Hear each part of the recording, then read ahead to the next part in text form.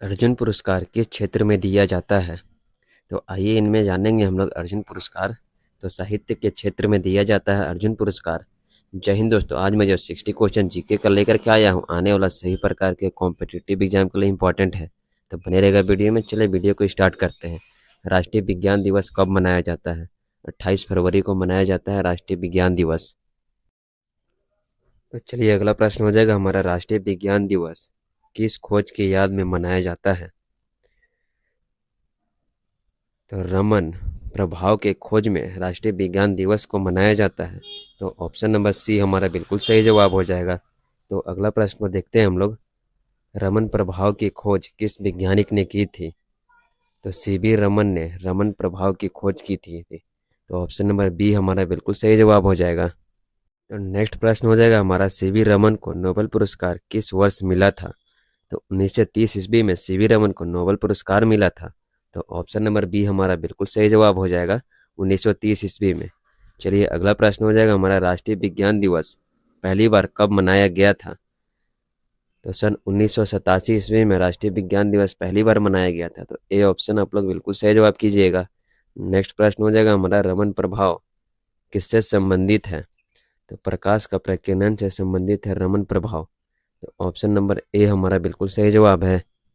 तो चलिए अगला प्रश्न को देखेंगे हम लोग, राष्ट्रीय विज्ञान दिवस घोषित किस संस्था ने किया था? तो भारत सरकार ने राष्ट्रीय विज्ञान दिवस को घोषित किया था। तो ऑप्शन नंबर सी हमारा बिल्कुल सही जवाब हो जाएगा, भारत सरकार ने। नेक्स्ट सवाल हो जाएगा हमारा, रमन प्रभाव की खोज कब हुई थी? तो 1928 ईस्वी में रमन प्रभाव की खोज हुई थी। तो ऑप्शन नंबर ए हमारा बिल्कुल सही जवाब हो जाएगा। चलिए अगला प्रश्न हो जाएगा हमारा, सीवी रमन को भारत का सर्वोच्च नागरिक सम्मान कौन सा मिला है? तो सीवी रमन को भारत का सर्वोच्च नागरिक सम्मान भारत रत्न पुरस्कार मिला है। तो ऑप्शन नंबर सी हमारा बिल्कुल सही जवाब हो जाएगा। अगला प्रश्न है, रमन प्रभाव मुख्य रूप से किस विषय से जुड़ा हुआ है? तो भौतिक विज्ञान से जुड़ा हुआ है रमन प्रभाव। तो ऑप्शन नंबर सी हमारा बिल्कुल सही जवाब हो जाएगा, भौतिक विज्ञान से। नेक्स्ट सवाल हो जाएगा हमारा, रमन प्रभाव की खोज कहाँ की गई थी? तो कोलकाता में की गई थी रमन प्रभाव की खोज। तो ऑप्शन नंबर बी हमारा बिल्कुल सही जवाब हो जाएगा। तो चलिए अगला प्रश्न है, सीवी रमन का जन्म कब हुआ था?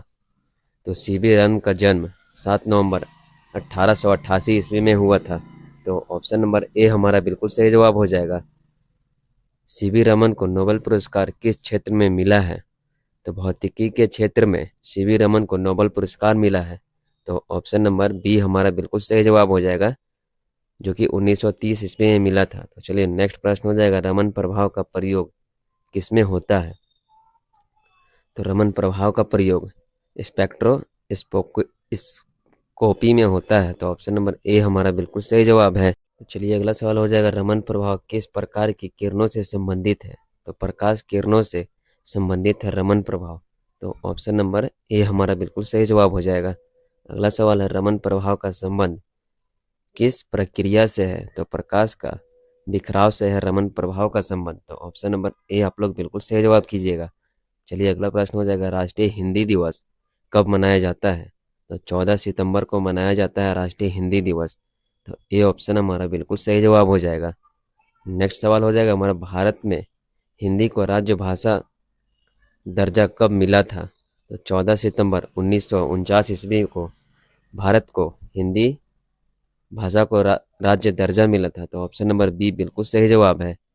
अगला सवाल हो जाएगा हमारा, संविधान सभा ने हिंदी को राज्य भाषा कब घोषित किया था?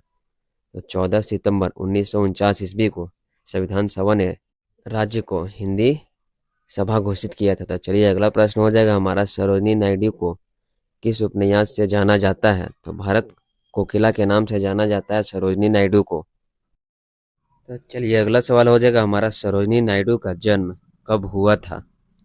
तो सरोजिनी नायडू का जन्म 13 फरवरी 1879 ईस्वी में सरोजिनी नायडू का जन्म हुआ था। तो ए ऑप्शन बिल्कुल सही जवाब है, हदेरा में हुआ था। चलिए अगला प्रश्न हो जाएगा हमारा, सरोजिनी नायडू किस राजनीतिक दल से जुड़ी हुई थी? तो सरोजिनी नायडू भारतीय राष्ट्रीय कांग्रेस पार्टी के दल से जुड़ी हुई थी। तो ऑप्शन नंबर ए हमारा बिल्कुल सही जवाब हो जाएगा। नेक्स्ट सवाल हो जाएगा हमारा, भारतीय राष्ट्रीय कांग्रेस की पहली भारतीय महिला अध्यक्ष कौन थी?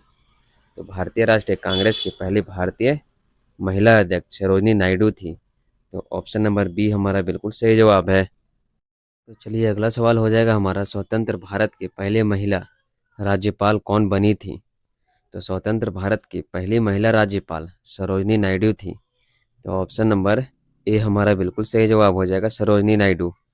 चलिए अगला प्रश्न को देखेंगे हम लोग। अगला प्रश्न हो जाएगा हमारा, द गोल्डन थ्रेशोल्ड कविता संग्रह के लेखक कौन है? तो Sarojini Naidu the golden threshold के लेखक है। तो ऑप्शन नंबर बी हमारा बिल्कुल सही जवाब हो जाएगा। तो चलिए अगला सवाल हो जाएगा हमारा, भारत ने आधिकारिक तौर पर राष्ट्रीय महिला दिवस कब मनाना किस वर्ष शुरू किया था? तो 2014 ईस्वी में भारतीय महिला दिवस मनाना शुरू किया गया था। तो ऑप्शन नंबर सी हमारा बिल्कुल सही जवाब है। अगला सवाल हो जाएगा, 13 फरवरी को राष्ट्रीय महिला दिवस के अलावा और कौन सा महत्वपूर्ण दिवस मनाया जाता है? तो विश्व रेडियो दिवस मनाया जाता है 13 फरवरी को। तो ऑप्शन नंबर ए हमारा बिल्कुल सही जवाब हो जाएगा। अगला सवाल हो जाएगा हमारा, भारत में राष्ट्रीय खेल दिवस कब मनाया जाता है? तो राष्ट्रीय खेल दिवस 29 अगस्त को मनाया जाता है। तो ऑप्शन नंबर बी हमारा बिल्कुल सही जवाब हो जाएगा, 29 अगस्त को। तो अगला सवाल हो जाएगा हमारा, राष्ट्रीय खेल दिवस किस खिलाड़ी के सम्मान में मनाया जाता है? तो राष्ट्रीय खेल दिवस को मेजर ध्यानचंद के सम्मान के लिए मनाया जाता है। तो ऑप्शन नंबर सी हमारा बिल्कुल सही जवाब हो जाएगा। नेक्स्ट सवाल है, मेजर ध्यानचंद का जन्म कहाँ हुआ था? तो मेजर ध्यानचंद का जन्म प्रयागराज इलाहाबाद में हुआ था। तो ऑप्शन नंबर ए हमारा बिल्कुल सही जवाब हो जाएगा। चलिए अगला सवाल को देखेंगे हम लोग, मेजर ध्यानचंद किस खेल से संबंधित थे? तो हॉकी खेल से संबंधित है मेजर ध्यानचंद। तो ऑप्शन नंबर सी हमारा बिल्कुल सही जवाब है। तो अगला सवाल हो जाएगा हमारा, मेजर ध्यानचंद का जन्म कब हुआ था? तो 29 अगस्त 1905 ईस्वी को हुआ था मेजर ध्यानचंद का जन्म। तो ऑप्शन नंबर ए हमारा बिल्कुल सही जवाब है। मेजर ध्यानचंद को किस नाम से जाना जाता है? हॉकी के जादूगर से के नाम से जाना जाता है मेजर ध्यानचंद के को। तो ऑप्शन नंबर ए हमारा बिल्कुल सही जवाब है। अगला प्रश्न हो जाएगा हमारा, भारत ने पहली बार राष्ट्रीय खेल दिवस कब मनाया गया था? तो 2012 ईस्वी में भारत ने पहली बार राष्ट्रीय खेल दिवस को मनाया गया था।